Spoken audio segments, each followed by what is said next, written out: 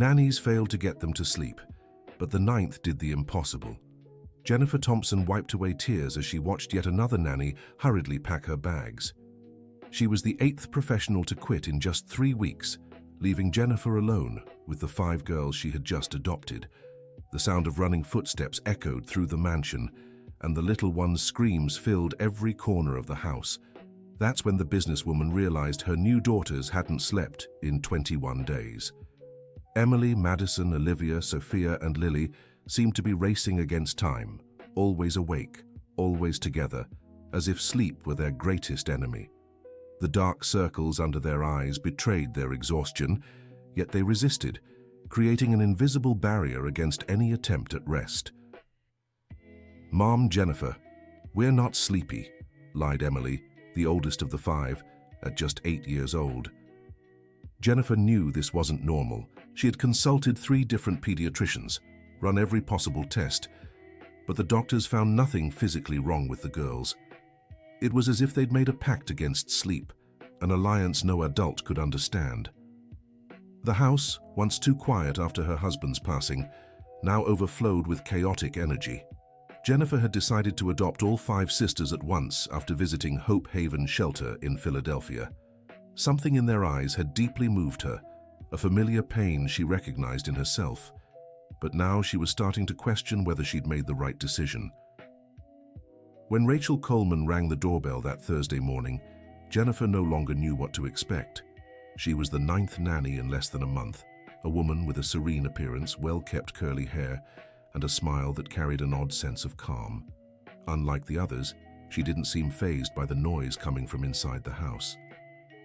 "You must be the girl's mother," Rachel said, extending her hand. "Try not to run away in the first 5 minutes," Jennifer replied, her voice a mix of desperation and irony. Rachel stepped inside and was immediately surrounded by the 5 girls.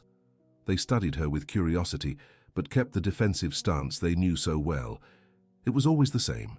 First curiosity, then resistance, and finally the girls' victory when the nanny gave up.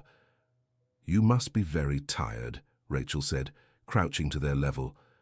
"We don't get tired," 6-year-old Madison retorted, crossing her arms. "Of course you do. Everyone gets tired. I'm tired right now too," Rachel admitted naturally. The girls exchanged glances. None of the other nannies had ever admitted to being tired. They always tried to seem stronger, more prepared than they really were. Jennifer watched the interaction from afar, careful not to get her hopes up.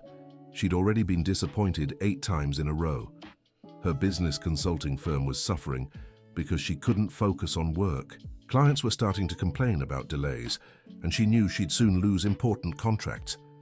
"The girls will show you their room, Rachel," Jennifer said, needing to take an urgent call. Then something different happened. Instead of running in opposite directions like they did with the other nannies, the 5 girls arranged themselves in a formation Rachel found familiar. Emily at the front, the other 4 behind her, like little soldiers protecting one another. "Do you always stay this close together?" Rachel asked. "We have to stay together," replied 4-year-old Sophia, the youngest of the group.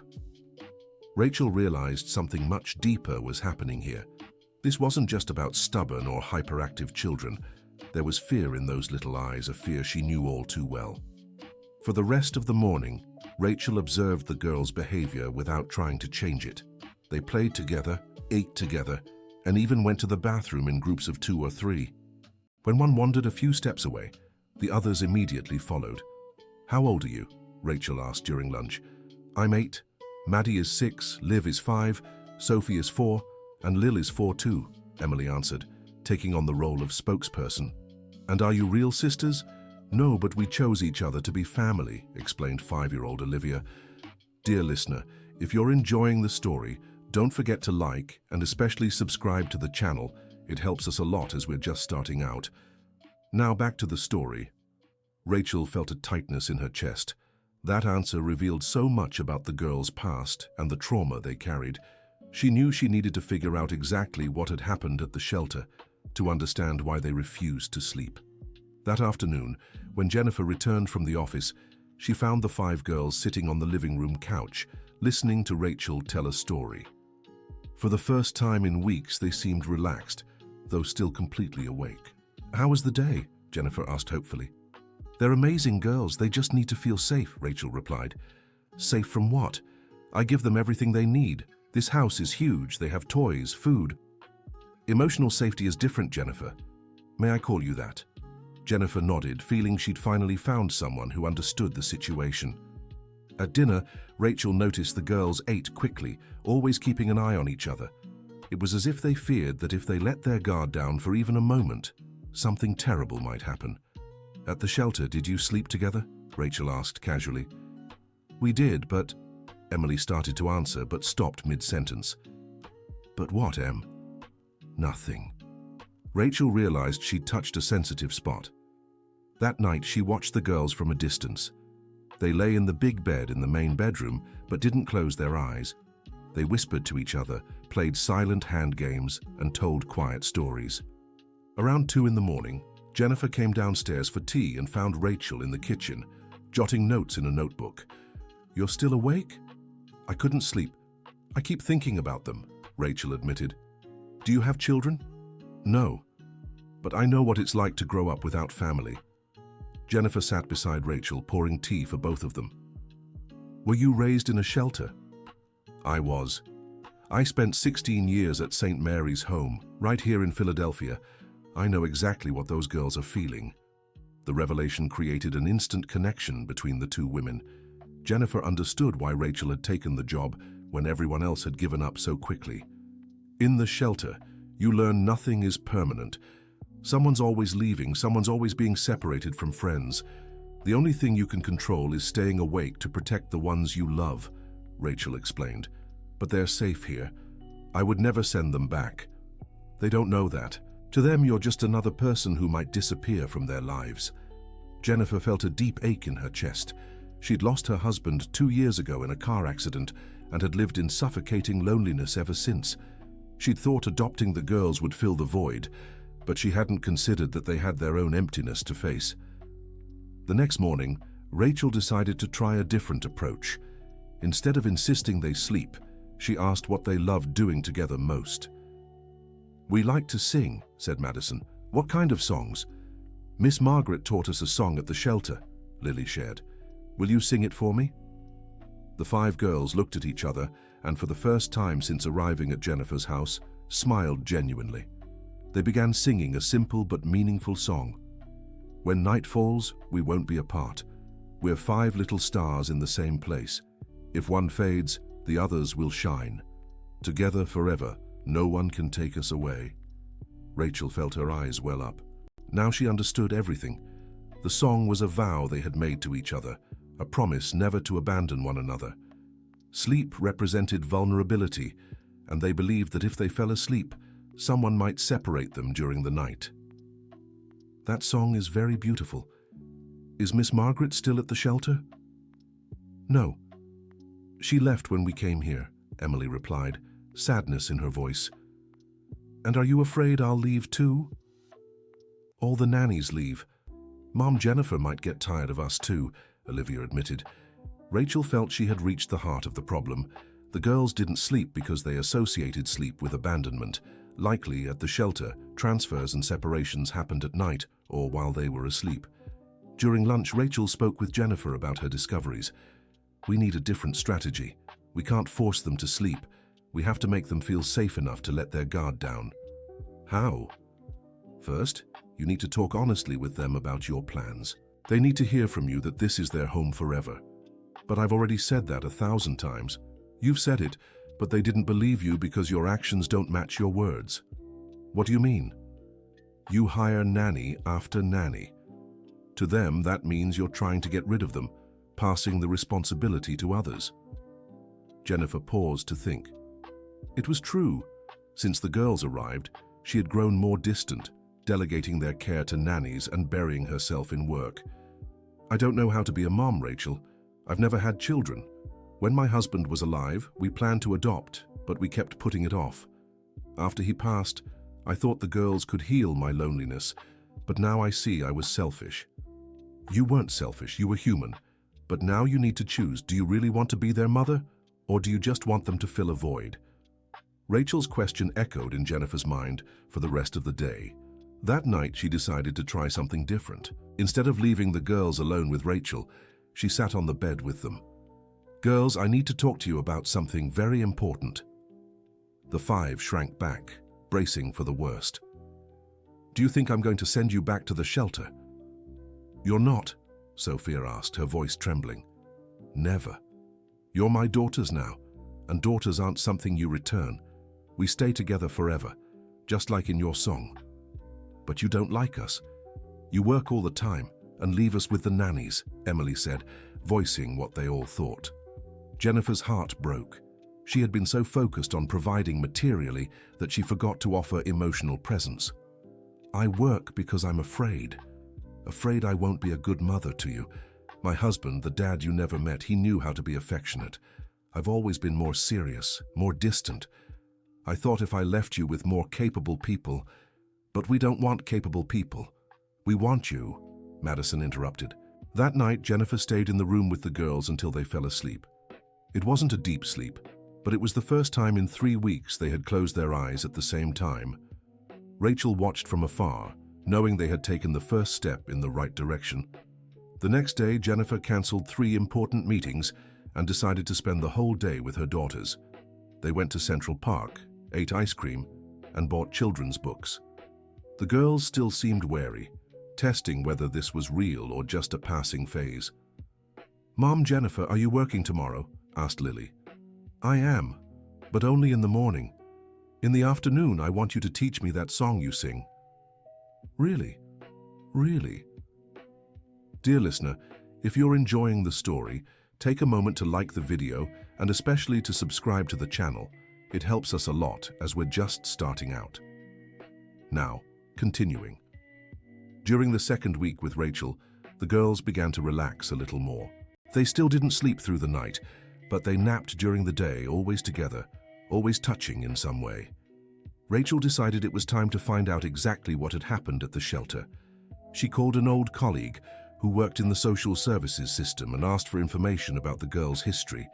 Their case is complicated, Rachel. They came from different families but met at Hope Haven shelter. About 2 years ago, there was a serious problem there. "What kind of problem?" "One of the night staff used to separate children who were too close. She said it was to prevent emotional dependency. Several children reported that she would wake up groups of friends and move them to different rooms in the middle of the night." Rachel felt deep anger rising inside her. Now she understood perfectly why the girls associated sleep with separation. "Does that staff member still work there?" "No. She was fired after the complaints, but the damage to the children was already done." "And these 5 girls? They created a protection system. They never slept at the same time. One always stayed awake on guard to warn if someone came to separate them." When Rachel shared her discovery with Jennifer, both women fell silent for a long time. "How could anyone do that to children?" Jennifer murmured. "Hurt people sometimes hurt others, but now we know what needs healing." That night, Jennifer and Rachel talked to the girls about what had happened at the shelter. At first, they refused to speak, but when they realized the women already knew the story, they began to open up. "Ms. Henderson would come at night and take us to different rooms," Emily said, her eyes brimming with tears. "She said it was for our own good, that we couldn't be too attached to each other," Madison added. "We were so afraid of falling asleep and waking up alone," Sophia admitted. "Is that why you don't sleep anymore?" "We made a promise, as long as one of us is awake, the others are safe," Olivia explained. Jennifer felt deep admiration for these little girls who had created such an elaborate system to protect each other. "But now you're here with me and Rachel. No one will separate you at night." "How can we be sure?" Lily asked. "Because I'll sleep in your room until you feel safe," Jennifer answered without hesitation. "Really?" "Really." That night, Jennifer set up a mattress on the floor of the girls' room. Rachel stayed in the armchair beside the bed. The 5 girls settled in together, but their eyes remained wide open. "Can I ask you something?" Rachel said. "Why did you choose each other to be family?" "Because we understood each other," Emily replied. Maddie cried whenever someone mentioned her mother. Liv had nightmares, Sophie didn't talk to anyone, and Lil was afraid of being alone. "And you, Em, what did you have?" "I had anger. I So much anger at everyone who abandoned us. And how did you help each other? Maddie taught me not to be so angry. Liv told me about the good dreams she had. Sophie made me pretty drawings. Lil always shared her food with me when I forgot to eat because I was mad. And what did you do for them? I protected them. Whenever someone picked on them, I'd stand in front, and at night, I'd stay awake to make sure no one would hurt them. Jennifer and Rachel noticed that Emily carried the responsibility of protecting the other four. She was the oldest and had taken on the role of the group's guardian. Now Rachel and I are the ones who protect you. You can rest, Jennifer said softly. What if you get tired of us like the other nannies did? The other nannies weren't your mothers, I am. And mothers don't give up on their children. Did your husband give up on you when he left? Sophia asked innocently. The question caught Jennifer off guard. She'd never thought of her husband's loss that way, but understood how a child might see it. No, Sophia. He didn't choose to leave. Sometimes bad things happen, and the people we love go away without wanting to. But he didn't abandon me, and I'll never abandon you. Promise? I promise. For the first time, the girls closed their eyes at the same time. They didn't sleep deeply, but it was progress. Jennifer and Rachel took turns keeping watch, showing them they were truly safe. By the third week, the girls began sleeping a few hours straight, always together, always touching. Jennifer completely rearranged her work routine. She started working from home some days, had lunch with them every day, and was there at bedtime. Rachel realized her role was changing. She wasn't just a nanny anymore, but a support figure for the whole family. She herself had found something she'd never had before, a real home. Rachel, can I ask you something personal? Jennifer said during one of their nightly talks. Of course. Why didn't you ever start a family? After growing up in the shelter, I was afraid I wouldn't know how to love properly. I spent years working with other families, learning how love worked, but always as an observer. And now I feel like maybe I've found my family too. The two women exchanged a knowing look. Both had come to that house looking for something different and found far more than they'd expected. During the fourth week, something unexpected happened.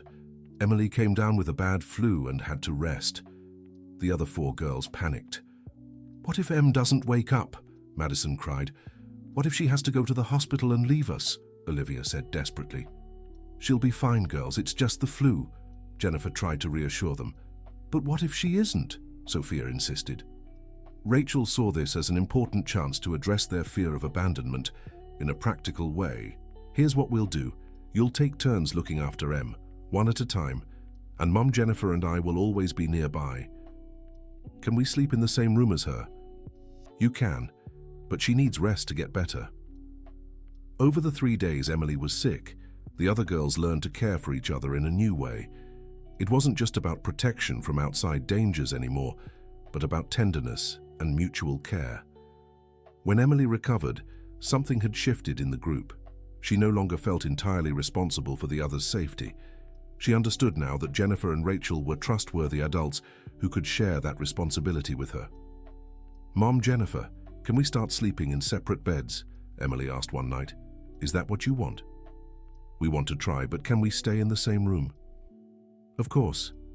Jennifer and Rachel set up the room with 5 small beds, all close together. The first night, the girls held hands until they fell asleep. The second night, they just touched feet. By the third night, they slept without touching but still in the same space. It was a gradual process that took about 2 weeks, but finally the 5 girls managed to sleep a full night, deeply and without fear. Dear listener, if you're enjoying the story, take a moment to like and especially subscribe to the channel. It helps us a lot as we're just starting out. Now, continuing. 2 months after Rachel arrived, the house had completely transformed. The girls slept well, played more freely, and had begun calling Jennifer Mom naturally without forcing it. Rachel had become a permanent part of the family, no longer just a nanny, but a second mother to the girls and a sister to Jennifer. They decided to make it official, with Rachel living in the house permanently. Aunt Rachel, will you be our second mum forever? Sophia asked. If you want me to be. We do. Now we're a family of 7, Lily counted on her fingers. Jennifer watched the interactions with a peaceful heart. Her business consulting firm had recovered, she was sleeping better, and for the first time since losing her husband, she felt whole. "Rachel, how did you know this would work?" Jennifer asked. "I didn't, but I knew it was worth trying. These girls deserved a family who understood them, and you deserve to know what it's like to be loved by 5 children at once. And you, what did you gain from all this?" "I got the family I always dreamed of having. And I learned that it doesn't matter how you find it. What matters is what you do to keep it together." On the last night of that adjustment period, the 5 girls asked to sleep together again, but this time by choice, not out of fear. "Can we all sleep close tonight, just because we want to?" Madison said. "Of course you can," Jennifer replied. "And can you stay with us till we fall asleep?" Olivia asked. "Always," Rachel said. Before drifting off, the girls sang their special song, but this time with a new verse they'd created. "When the night comes near, we won't disappear. We're 5 little stars, all shining right here. If one fades away, the rest will still stay. Together forever, our family's here to stay." Mom Jennifer and Aunt Rachel, our homes filled with love today. Jennifer and Rachel exchanged emotional glances, knowing they'd achieved something that once seemed impossible, turning 5 scared, traumatized girls into a happy, secure family. 6 months later, the household routine had settled into harmony. The girls attended school normally, made friends, slept well, and grew up healthy. Jennifer had learned to balance work and motherhood, always prioritizing family.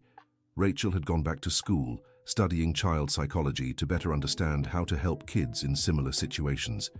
She'd found her true calling through her experience with the 5 girls. "Aunt Rachel, will you help other kids like you helped us?" Emily asked. "I really want to, but you'll always be my priority." "Can we help too?" "How do you mean?" "When you talk to other kids who can't sleep, we can tell them how good it feels to have a real family." Emily's suggestion sparked a beautiful project. Jennifer, Rachel, and the girls began visiting shelters, sharing their story, and showing that it's possible to heal from trauma and build new family bonds. During one visit, they reunited with Miss Margaret, the shelter worker who'd taught the girls their special song. "How are you all?" Margaret asked, moved to see them again. "We're happy, Miss Margaret. We have a family now," Madison replied. "And you sleep well?" "We do. Aunt Rachel taught us that sleeping is safe when you have real love nearby." Miss Margaret was moved to see how the 5 girls had changed, more mature, more confident, yet still holding on to the special bond they'd always shared. "And the song I taught you? We still sing it, but now there's an extra part about our new family," explained Sophia. The girls sang the complete version of the song, and Miss Margaret cried with joy, realizing how they'd transformed a song of survival into one of celebration. A year after Rachel's arrival, the family decided to make everything official. Jennifer finalized the adoption process for all 5 girls, and Rachel was registered as their legal guardian too, ensuring that no matter what, the girls would always have someone to care for them. "Now we're a real family on paper too," Jennifer said during the celebration. "We've been family in our hearts for a long time," replied Emily, wise beyond her 9 years. The girls' transformation was complete. Emily, who once carried the weight of protecting the others, was now just a normal child, playing, studying, and dreaming of the future. Madison overcame her constant sadness and became a cheerful, talkative girl. Olivia, who used to have frequent nightmares, now slept peacefully and dreamed of beautiful things. Sophia, once so reserved, grew affectionate and expressive. Lily, who feared being alone, became independent and brave. Jennifer had changed completely too. From a lonely workaholic businesswoman, she became a present and loving mother, finding the perfect balance between career and family. Her business thrived even more because she was happier and more motivated. Rachel discovered her true calling and purpose in life. Beyond caring for her family, she earned a degree in psychology and opened a practice specializing in children affected by abandonment and trauma. Her own life experiences and success with the 5 girls made her a respected figure in the field. During their second year together, the family faced some normal challenges: school troubles, sibling arguments, Emily's early adolescence. But every conflict was resolved through dialogue, patience, and lots of love. "Mom, why don't you and Aunt Rachel ever yell at us when we mess up?" Madison once asked. "Because yelling doesn't solve anything. We'd rather talk and understand why you did what you did," Jennifer explained. "At the shelter, the grown-ups always yelled when we did something wrong. Well, you can forget how things were at the shelter. Here it's different. Here we love and respect each other." The girls learned that conflicts are part of every family, but what matters is how they're resolved. They were never afraid to express their feelings or make mistakes again, knowing they'd always have support and understanding. In their third year, the family received news that brought mixed emotions. Hope Haven Shelter had been completely restructured, with new staff and a fresh approach to childcare. They wanted Jennifer, Rachel, and the girls to visit officially, as an example of a successful adoption. "Do you want to go back there?" Rachel asked. "We want to help other kids, but we don't want to stay there again," Emily said. "You won't stay. We'll just visit and share our story." The visit was emotional and transformative. The 5 girls, now 10, 8, 7, 6, and 6, talked to the children still living at the shelter, sharing how they'd overcome their fears and found a family. "Weren't you scared of being adopted?" asked one shelter child. "We were terrified, but we learned it's okay to be scared. What matters is not letting fear stop you from being happy," Madison replied. "But what if your new family doesn't like you?" "If it's a real family, they'll like them. And if they don't, it's not a real family," explained Olivia. During the visit, they met 3 sisters who also refused to be separated. Jennifer and Rachel exchanged a look, knowing exactly what that meant. "We don't have room for 3 more girls," murmured Jennifer. "We really don't, but we know other families who might be interested," Rachel replied. "What if they don't want to be separated from our girls either?" "We can't save every child in the world, Jennifer, but we can try to save a few more." This conversation marked the beginning of a new chapter for the family. They started actively working to find families for children at Hope Haven Shelter, always prioritizing keeping siblings together. Over the following months, Jennifer and Rachel helped facilitate the adoption of 15 more children, using their own experience as proof that it's possible to heal from trauma and build healthy relationships. "You've become guardian angels for so many children," the shelter director said. "We're just paying forward what we received." "Our girls taught us that love multiplies, it never runs out," Jennifer replied. The 5 girls took pride in their mother's work and always participated in shelter activities, whether telling stories, playing with younger children, or simply being living examples that happiness is possible after loss and abandonment. In their 4th year together, the family faced their biggest challenge yet. Jennifer had to undergo emergency surgery and was hospitalized for 2 weeks. The girls panicked, reliving their abandonment trauma. "What if Mom doesn't come back?" Sophia cried. "What if she leaves like our other parents did?" Lily said desperately. Rachel knew she had to handle the situation carefully to avoid undoing all their progress. "Girls, we'll visit Mom at the hospital every day. You'll see she's okay and coming home soon. Promise she won't leave. I promise I'll do everything I can to make sure she gets better. And no matter what, you'll always have me." While Jennifer was hospitalized, the girls took turns caring for each other, showing how much they'd matured and learned to handle tough situations in healthy ways. When Jennifer came home, she found 5 girls stronger and more united than ever. They'd organized a surprise welcome party and made posters with heartfelt messages. "You took such good care of each other while I was gone," Jennifer said, moved. "Aunt Rachel taught us that caring for the people we love is the most important thing in the world," Emily replied. "And you took care of me too, even from afar. Every visit gave me strength to heal faster." That experience taught the whole family they were more resilient than they'd thought, and that the bonds they'd built could weather any storm. By their 5th year, the girls had fully adjusted to normal family life. They had school friends, played sports, took extracurricular classes, and dreamed of the future with hope. Emily wanted to be a teacher to help kids learn. Madison dreamed of becoming a vet because she loved animals. Olivia wanted to be an artist and painted beautiful pictures. Sophia planned to be a doctor to care for the sick.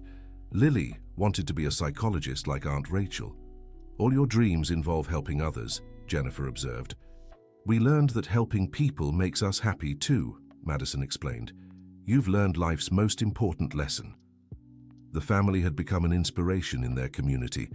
Other couples sought Jennifer and Rachel's advice about adoption, especially regarding sibling groups or children with trauma. The secret isn't being perfect, Rachel would say during her talks.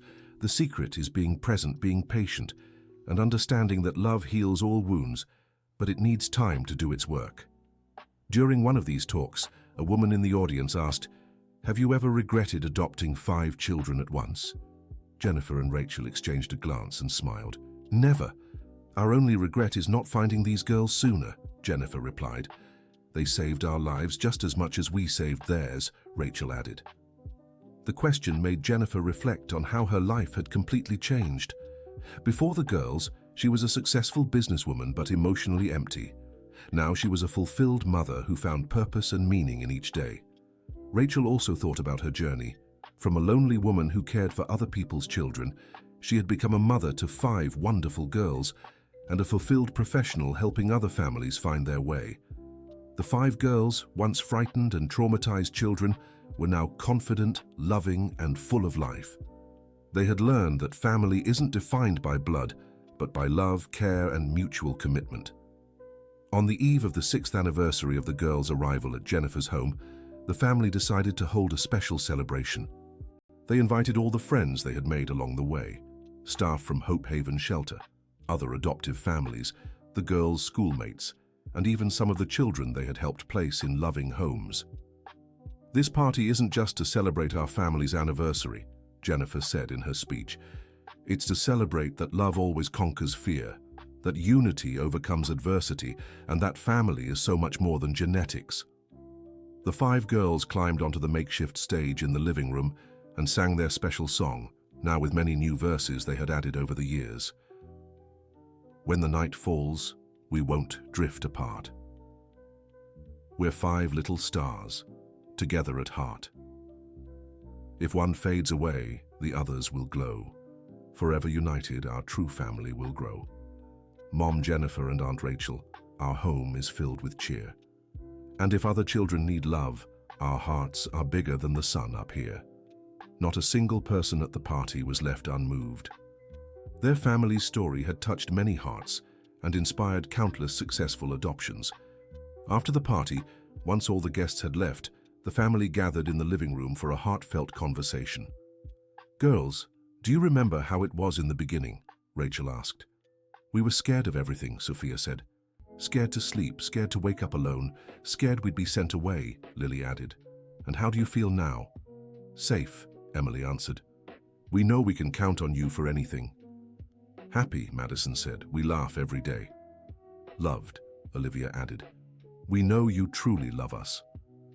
Jennifer and Rachel shared a look, knowing they had fulfilled the most important mission of their lives, turning 5 wounded children into 5 confident, loving young women.